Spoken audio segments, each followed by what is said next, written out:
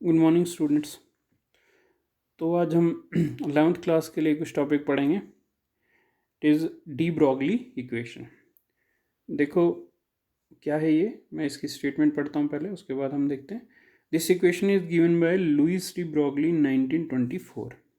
कब दिया है ये? डी ब्रॉगली ने 1924 में। On the basis of his study, he proposed that every moving particle, microscopic or macroscopic, has dual character, that is wave and particle character.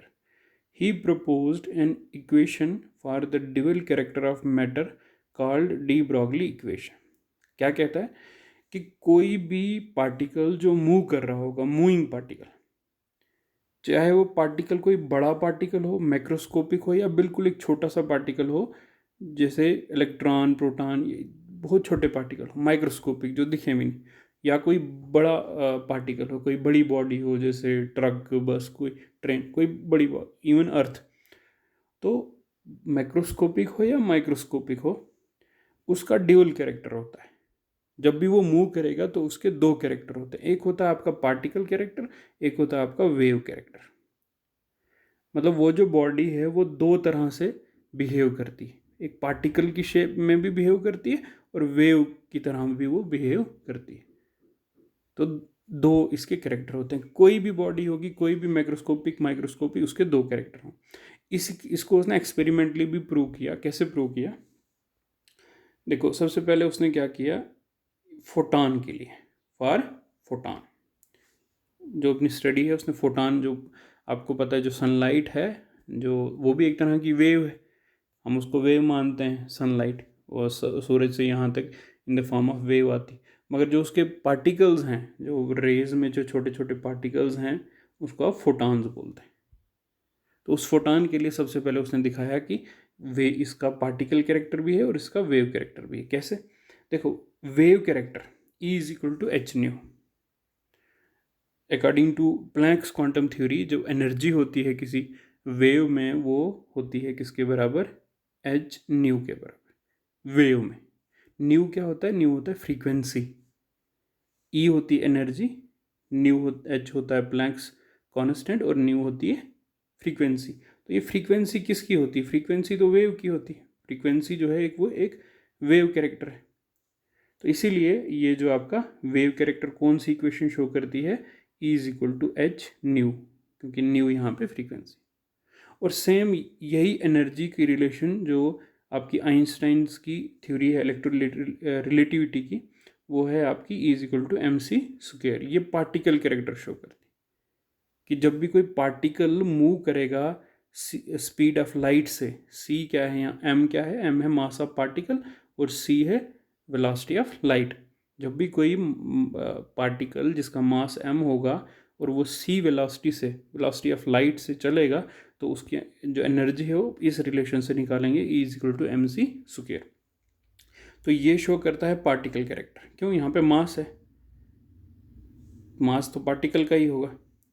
तो ये दो रिलेशन है कि जब आप उसको कंसिडर करते हो फोटॉन को एज अ वेव, तो उसकी जो एनर्जी है वो आप प्लैंक्स क्वांटम इक्वेशन से देते हैं, E is equal to h nu. और जब आप उस पार्टिकल को बिहेव रिप्रेजेंट करते हैं एज अ पार्टिकल, तो उसकी एनर्जी आप देते हैं is equal to m c square, जो पार्टिकल कैरेक्टर शो कर। अब ये दोनों बराबर हैं तो एनर्जी दोनों फोटॉन की, तो इसीलिए h nu is equal to m c square. दोनों एनर्जियाँ सेम है, h nu is equal to m c square. इसकी डेरिवेशन हम देखेंगे। देखो क्या ये जो हमने लिखा अभी, h nu is equal to m c square. अब ये जो न्यू है यहाँ पे, ये जो न्यू फ्रीक्वेंसी है, this is equal to c by lambda. C by lambda एक इक्वेशन है इसमें, new is equal to c by lambda. इसी यहाँ न्यू की जगह पे लिखा हुआ है सी बाई लेमडा। ठीक है, अभी अब पूछेंगे कि न्यू की जगह पे सी बाई लेमडा क्यों लिखा है, तो इसके लिए आपको थोड़ा सी एक डेरिवेशन और देखनी पड़ेगी। देखो, जो हम सिंपल एक इक्वेशन देखते हैं कि डिस्टेंस क्या होता है, वो होता है speed into time. Speed into time होता है डिस्टेंस।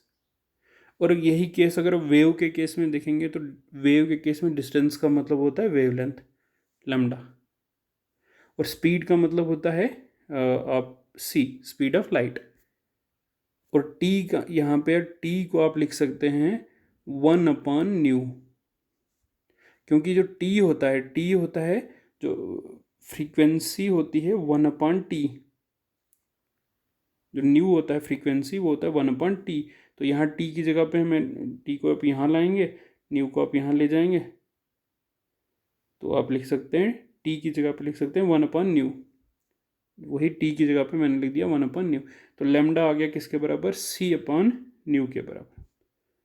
और अगर आप न्यू को देखना चाहें तो न्यू को आप यहाँ ले आए इस साइड, तो लेमडा यहाँ चला जाएगा, तो nu is equal to c/λ। I hope आपको समझ आई होगी। Distance is equal to speed into time, lambda is equal to c into t, t की जगह पे मैं लिखूंगा 1/ν, और न्यू को यहाँ शिफ्ट करूँगा, तो nu is equal to c/λ। इस लैम्डा को यहाँ पे ले आया, तो nu is equal to c/λ। तो वही न्यू की जगह पे मैंने क्या लिख दिया, c/λ। अब आगे देखते हैं इसकी डेरिवेशन फर्दर। h यहीं पे रखा, c/λ को आप इस तरफ ले गए, यहाँ पे आ गया आपका, यहाँ पे ये c और यहाँ पे जो स्क्वायर c है कैंसिल, तो लैम्डा को आप यहाँ ले गए, lambda mc, h is equal to lambda mc। और आप यहाँ से ये भी लिख सकते हैं lambda is equal to h/mc, यहीं से आपने निकाला, mc को यहाँ ले गए, तो lambda is equal to h/mc। ये किसके लिए है, फोटॉन के लिए कर रहे, जो स्पीड ऑफ लाइट से चलता है। सिमिलरली फॉर अदर पार्टिकल्स, ये आपकी इक्वेशन बन गई, lambda is equal to h/mc। दूसरे पार्टिकल्स के लिए, फोटॉन के लिए तो हो गया, जो फोटॉन जो है, इस यहाँ पे c क्यों लिखा यहाँ पे, क्योंकि ये स्पीड ऑफ लाइट से चलता है। अदर पार्टिकल्स के लिए, अब ये फोटॉन दूसरे हमने बोला डी ब्रॉगली इक्वेशन में कि कोई भी हो, एवरी मूविंग माइक्रोस्कोपी और माइक्रोस्कोपी। अब यहाँ पे हमने पहले फोटॉन का केस लिया था, अब इसी इक्वेशन को हम अप्लाई करेंगे किसके लिए, दूसरे पार्टिकल्स के लिए भी। देखो जैसे हमको दूसरे पार्टिकल्स के लिए हम सिंपल इक्वेशन लिखेंगे, lambda is equal to h/mv, जहाँ पे लैम्डा क्या है, मान लो कोई भी पार्टिकल है और वो मूव कर रहा है, तो मूव कर रहा है in the form of wave, particle भी कैरेक्टर भी है, वेव कैरेक्टर भी है, तो उसमें जो लैम्डा होगा, उस जो वेव वो बना रहा है उसकी जो वेवलेंथ होगी, वेव की होगी वेवलेंथ, जो वेवलेंथ होगी वो होगी h/mv के बराबर। h तो यहाँ पे फिर वही प्लैंक्स कांस्टेंट है, ये तो कांस्टेंट रहती है इसकी वैल्यू। m क्या है, m है मास ऑफ दैट पार्टिकल, जो भी पार्टिकल आप ले रहे हैं उसका मास, और v क्या है, वेलोसिटी, किस वेलोसिटी से वो मूव कर रहा है। So this is equal to lambda is equal to h/mv। तो यही है आपकी जो इक्वेशन है, lambda is equal to h/mv। अब mv क्या होता है, it is momentum, mass into velocity को पता है आपको, मोमेंटम भी बोलते हैं। मोमेंटम क्या होता है, p is equal to mv, तो इसीलिए यहाँ पे h/p लिख दिया मैंने, mv की जगह पे लिख दिया p। और इस इक्वेशन को आप यहाँ से कांस्टेंट हटा के प्रोपोर्शनलिटी 1/p। देखो कभी प्रोपोर्शनलिटी हटाते हैं तो कांस्टेंट लगता है ना, देखो जैसे मैं आप लिखूँ a is proportional to b, तो आपको पता है जब हम प्रोपोर्शनलिटी हटाते हैं तो कांस्टेंट लगता है, और b तो लगता है, जब आप ये वापस करोगे तो कांस्टेंट हटाओगे तो प्रोपोर्शनलिटी लग जाएगा। यहाँ पे भी आपने h कांस्टेंट था वो हटाया तो प्रोपोर्शनलिटी लगे। Lambda is inversely proportional to 1/p। Lambda क्या है, वेवलेंथ, जो कौन सा कैरेक्टर शो करता है, वेव। p क्या है, मोमेंटम, मोमेंटम किसका होता है, किसी पार्टिकल का, किसी बॉडी का। अभी मैंने आपको बोला p is equal to mv, m is the mass of that particle, v is the velocity. तो मोमेंटम हमेशा किस चीज़ का होगा, किसी बॉडी का। वो बॉडी क्या शो करेगी, पार्टिकल कैरेक्टर। वेवलेंथ क्या शो करता है, वेव कैरेक्टर।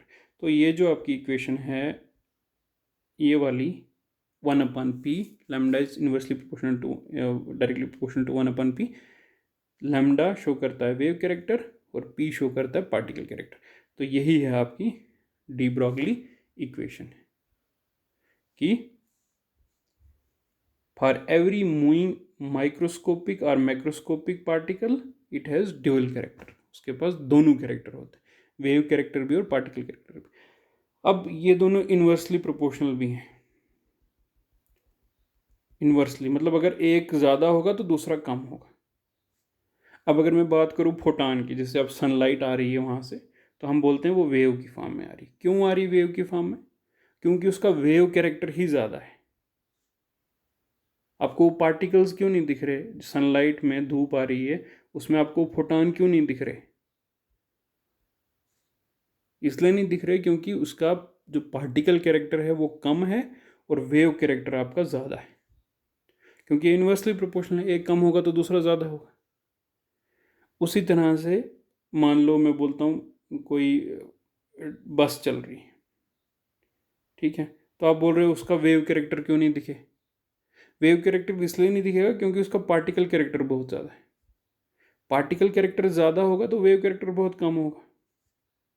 पार्टिकल कैरेक्टर क्यों ज़्यादा है? क्योंकि मास इंटू वेलोसिटी, मास तो बस का बहुत ज़्यादा होगा ना। अब जितना मास ज़्यादा उतना मोमेंटम ज़्यादा, जितना पी ज़्यादा उतना लैम्डा कम। पी ज़्यादा मतलब पार्टिकल कैरेक्टर जितना ज़्यादा उतना वेव कैरेक्टर कम। तो यही है आपका D Broglie equation. This is all about D Broglie equation.